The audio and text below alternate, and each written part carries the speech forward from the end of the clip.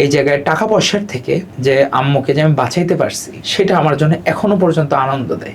বুয়েটে সিভিলে চান্স পেয়েছিলাম, মেডিকেলে ভর্তি হয়েছি আব্বু আম্মুর স্বপ্ন পূরণের জন্য। তবে আমার উদ্দেশ্যে এতটুকুই বলা যে আপনাদেরকে কখনোই হতাশ করব না, মানে আপনাদের ছেলে কোনোদিন অন্যায় করবে না, সেটি মলিয়া থাকে। এতটুকু এত সময় পার করেছেন। আচ্ছা, বাংলাদেশের রাজনীতিতে অনেক কিছুই ঘটে, আমরা দেখেছি। ভিতর থেকে বের হয়ে বাইরে অনেকেই আসে। রাজনীতি আপনি করছেন এখনো, রাজনীতির শুরুর দিকে পরিবার থেকে কোনো বাধা দিয়েছিল কিনা বা এখনো দিচ্ছে কিনা? আপনার ফ্যামিলি থেকে, সবার ফ্যামিলি চায় আমার সন্তান নিরাপদ থাকুক। গত 15 বছর 17 বছর আমরা দেখেছি যে বিএনপির উপরে, আসলে ছাত্র দলের উপরে, বিএনপির অঙ্গ সংগঠনের উপরে কেমন দিনগুলো পার হয়েছে। তখন আসলে পরিবার থেকে, পরিবারের সদস্যরা কিছু বলেছে কিনা? ধন্যবাদ আপনাকে। আসলে এই জার্নির শুরুটা আমরা জাতীয়তাবাদী চেতনায় বিশ্বাসী ছিলাম। আব্বু আমাদেরকে ছোটবেলায় যখন আমি স্কুলে পড়তাম, দেখা গেল উনি বড় জনসভায় আমাদেরকে নিয়ে যাইতেন। দেখা গেল এমনও কিছু জনসভা আমরা গিয়েছি যে ম্যাডাম খালেদা জিয়া উনি চিফ গেস্ট ছিলেন, এমন প্রোগ্রামে আমরা অ্যাটেন্ড করেছি। তো রাজনৈতিকভাবে সচেতনতা এটা পরিবার থেকেই আসে। প্রথমে আব্বু ছিলেন সবচেয়ে সাপোর্টিভ।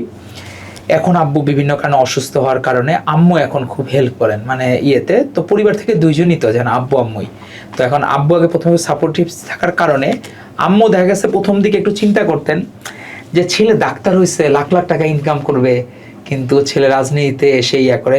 যখন তারা দেখলেন যে আমার ছেলেকে দিয়া কোনো অন্যায় হয় না, সে কোনো জুলুম করে না, সে মানুষের পারলে সহযোগিতা করে, তখন আম্মু দেখা গেল যে আস্তে আস্তে তখন অ্যাপ্রিসিয়েট করা, যে দেখা গেল এই জায়গায় যেমন এখন আগে দেখা যেত যে টকশো করা, আম্মু অপেক্ষায় থাকেন যে কখন আমার একটা প্রোগ্রাম হবে, যে আপনার এই প্রোগ্রামও দেখা গেল যে আম্মু দেখবে। তো এইটাই হলো প্রাপ্তি, যে তারা আস্থা রাখে যে তাদের ছেলেকে দিয়ে কোনো অন্যায় হবে না, সে কোনো মানুষের হার্ম করবে না, ক্ষতি করবে না, অন্যায়ভাবে কারোটা মেরে খাবে না, ঘুষ নেবে না, দুর্নীতি করবে না। এই বিষয়গুলো যখন আস্থা থাকবে, আপনার পরিবার অবশ্যই সাপোর্টিভ থাকবে। তবে এই জায়গা থেকে একটু নিজের তো একটু কাজ করেই, যে এখনও ধরেন ফ্যামিলি থেকে সাপোর্ট নিয়ে ধরেন আম্মু এখনও পকেট মানি দেয়। তো এটা আসলে বিষয়টা সবার ফ্যামিলিতে এক ধরনের সলভেন্সি থাকে না। তো আমি খুব লাকি যে আমার আব্বু প্রথম দিকে, এখন আব্বু অসুস্থ হওয়ার কারণে আম্মু এখন সাপোর্টিভ। তো এটা আমি নিজেকে মনে করি আল্লাহ তাআলা অশেষ রহমত, যে তারা দেশের জন্য আমাকে ডোনেট করেছেন, আমি নিজে চেষ্টা করি। এখান থেকে আপনার বাবা মার উদ্দেশ্যে কিছু বলবেন কিনা, এত কিছু করেছে আপনার জন্য? না, অবশ্যই আসলে তাদের উদ্দেশ্যে বলতে চাই যে এটা আসলে তাদের ঋণ তো শোধ করার মতো না। আমাদের হলো গণতন্ত্রের মা হচ্ছে বেগম খালেদা জিয়া, আর আমাদের রাজনীতির আইডল হচ্ছেন আমাদের নেতা তারেক রহমান। এর বাইরে জীবনের হইল কি যে এদের জন্য কিছু করা বা করা।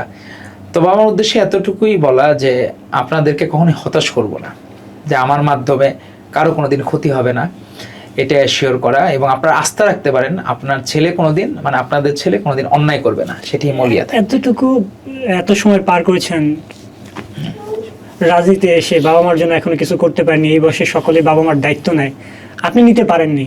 খারাপ লাগে না যখন এই কথাগুলো ভাবেন, বা কখনো মাথায় আসে না?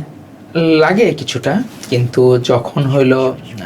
যখন হইলো দেখি যে আব্বু আম্মু একটু অসুস্থ হইলে তাদের ট্রিটমেন্টটা আমি নিজে করতে পারি অনেক জায়গায়, তো সেটা অনেকটা ভালো লাগা কাজ করে। যেমন হচ্ছে আম্মু একবার জ্বর হইলো, একদিন জ্বর হয়েছে, আমরা নর্মালি 2 দিন বা 3 দিন হইলে টেস্টগুলো ইনভেস্টিগেশনগুলো করাই।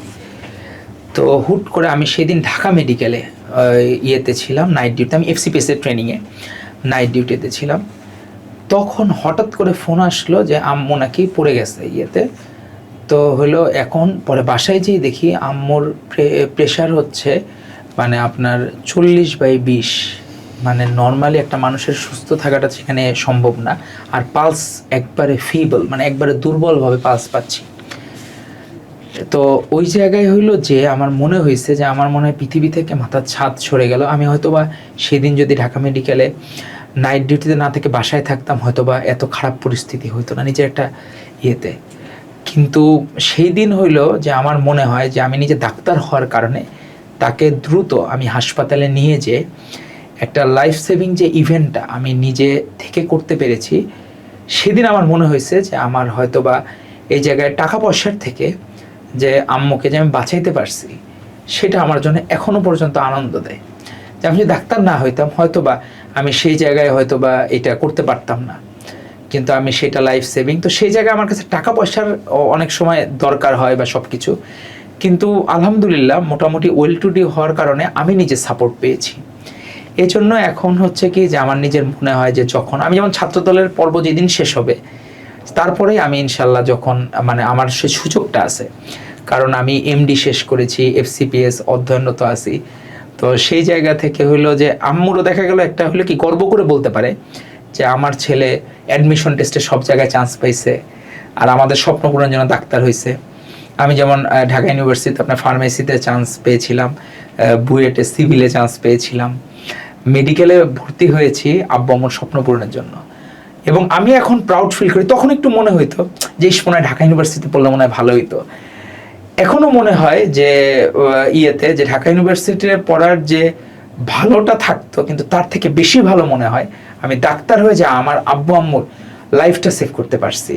এটার জন্য আমার নিজের খুবই মানে মানে একটা সেলফ স্যাটিসফ্যাকশন থাকে না, এর জন্য আফসোস হয় যে ঢাকা ইউনিভার্সিটিতে হলে হয়তো বা অনেক কিছু প্রাপ্তি থাকতো খাতায়, কিন্তু এখনো মনে হয় যে আমার কোনো অপ্রাপ্তি নাই। মানে প্রাপ্তির খাতা কি আছে না আছে এটা ইম্পর্টেন্ট না, কিন্তু আমার কোনো অপ্রাপ্তি নাই, সেটা আমাকে আনন্দ দিতে পারে।